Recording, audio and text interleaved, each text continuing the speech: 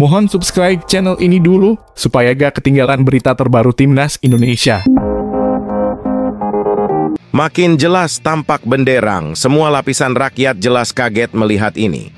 Pakar Hukum Tata Negara dan Konstitusi, Fahri Bahmid menilai untuk mengungkap dugaan pelanggaran pemilu 2024 secara terstruktur, sistematis, dan masif (TSM) ke Mahkamah Konstitusi (MK) akan sulit dibuktikan. Ini yang menjadi problem selama ini, bahwa setiap orang yang mengajukan gugatan ke Mahkamah Konstitusi itu gagal dalam pembuktian. Ucap Fahri saat hadir dalam acara dialog spesial Rakyat Bersuara di iNews. Fahri mengatakan, hal tersebut berdasarkan pengalamannya yang menangani perkara Presiden Joko Widodo Jokowi pada 2019. Kami ini lawyer yang setiap saat di Mahkamah Konstitusi. Saya 2019 menangani perkara Pak Jokowi. Saya bersama Prof. Yusril pada saat itu ditunjuk menjadi kuasa hukum. Dan kami saksikan secara dekat betapa sulitnya membuktikan apa yang dimaksud dengan TSM tadi, katanya. Menurutnya, salah satu kesulitannya yaitu menghadirkan apa yang menjadi alat bukti. Sebab, selama ini tidak ada yang bisa membuktikan dugaan kecurangan tersebut. Satupun tidak ada yang bisa membuktikan soal-soal yang seperti itu. Pada saat itu, informasi 2 kontainer atau 10 kontainer mau dibuktikan ke Mahkamah Konstitusi, itu sampai dengan persidangan terakhir pun tidak ada 2 kontainer. Terangnya. Selain itu, saat ini banyak spekulasi yang selalu dikembangkan jika Pilpres 2024 ini buruk, kotor, dan lain sebagainya. Kendati demikian, jika berbicara pada level bukti itu tidak ada satupun yang bisa membuktikan. Sampai dengan malam ini pun, saya yakin Rocky Gerung tidak bisa membuktikan Pilpres ini kotor, ujarnya. Pernyataan keras Luhut, seolah nggak terima Presiden Jokowi. Disebut kayak gini, bisa bikin merinding. Menteri Koordinator Bidang Kemaritiman dan Investasi, Menko Marves, Luhut Binsar Padjaitan buka suara perihal adanya pernyataan yang menyebutkan bahwa Presiden RI Joko Widodo, Jokowi, tidak bisa bekerja. Luhut membuktikan bahwa keberhasilan Presiden RI Jokowi mampu membawa dan menyelenggarakan F1 Powerboat, F1 Haseki, dan Aqua Big Jet Ski World Championship 2023 di Danau Toba, Sumatera Utara. Orang Batak nggak pernah membayangkan, ya maaf ya kalau saya straightforward, bahwa akan terjadi seperti ini tanah Batak. Itu terjadi karena kerja sama kita semua dan di bawah kepemimpinan Presiden Joko Widodo.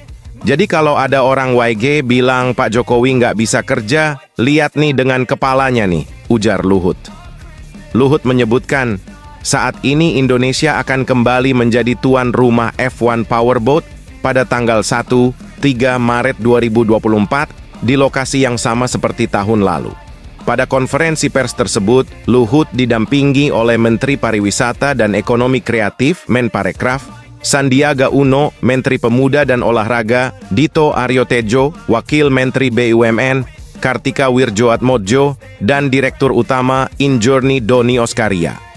Lebih lanjut, Luhut menegaskan keberhasilan F1 di Powerboat di Danau Toba, Medan menjadi kebanggaan untuk orang Batak.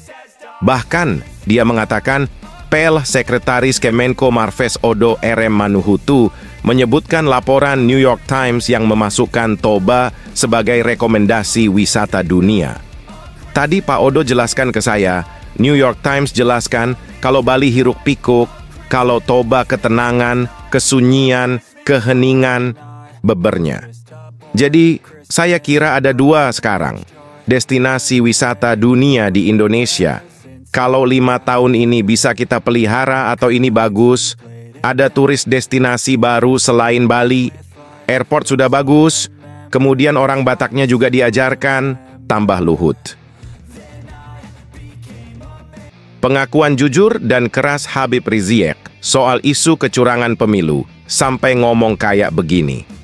Imam Besar Front Persaudaraan Islam (FPI), Habib Rizik Syihab, turut menanggapi soal wacana hak angket DPR karena diduga adanya kecurangan pemilu 2024. Dalam sebuah video di kanal YouTube Islamic Brotherhood Television (IBTV), Habib Rizik mengatakan dukungannya soal hak angket. Ia juga meminta agar para anggota DPR turut menggunakan hak angket atas dugaan kecurangan pemilu 2024. Menurutnya, hak angket harus dilakukan demi masyarakat agar tak terpecah. Ini kecurangan orang buta saja bisa melihat, orang budek aja mendengar. Artinya kecurangannya udah luar biasa.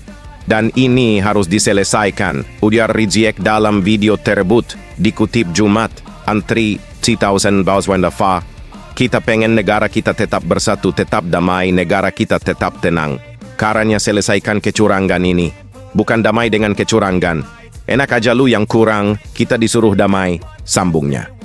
Hak angket oleh DPR ini perlu dilakukan mengingat proses hukum di Mahkamah Konstitusi, MK, yang sudah buruk karena ulah Hakim Anwar Usman. Jadi kalau kalian wakil rakyat, bekerjalah sebagai wakil rakyat. Selesaikan kecurangan ini di DPR sesegera mungkin. Kalau Anda merasa tidak curang jawab diangket bukan membuat gaduh bikin bingung masyarakat. Bebernya. Ia meminta agar pihak tertentu tak mencegah soal wacana hak angket tersebut. Kalau memang nantinya hasil angket tidak ada kecurangan, rakyat terima kok. Tapi kalau memang ada kecurangan ya tindak, tandasnya.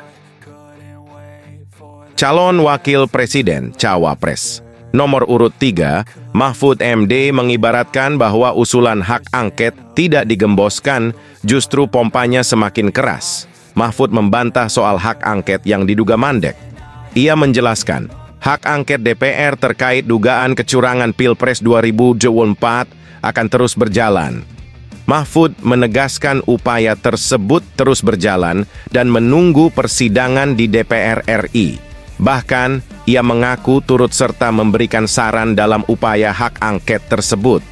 Mahfud juga memastikan bahwa gugatan terkait dugaan kecurangan Pilpres 2024 ke Mahkamah Konstitusi, MK, akan terus berjalan dan menyebut Deputi Hukum Tim Pemenangan Nasional, TPN.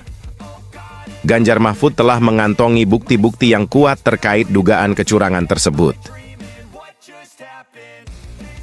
Cak Imin singgung minta maaf padahal belum lebaran, selepet siapa?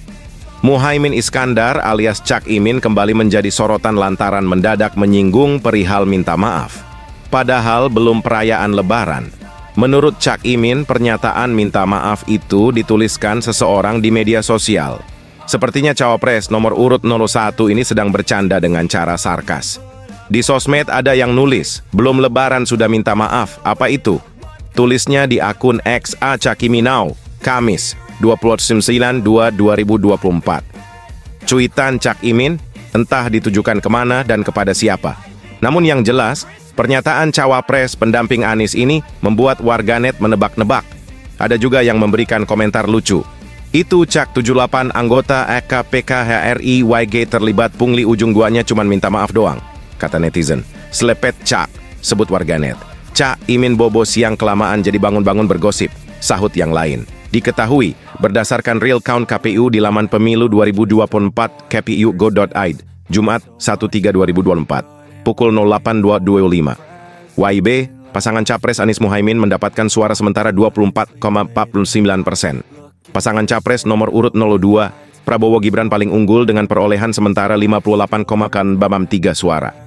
Sedangkan pasangan nomor urut 03, Ganjar Mahfud mengantongi 16,58% suara sementara.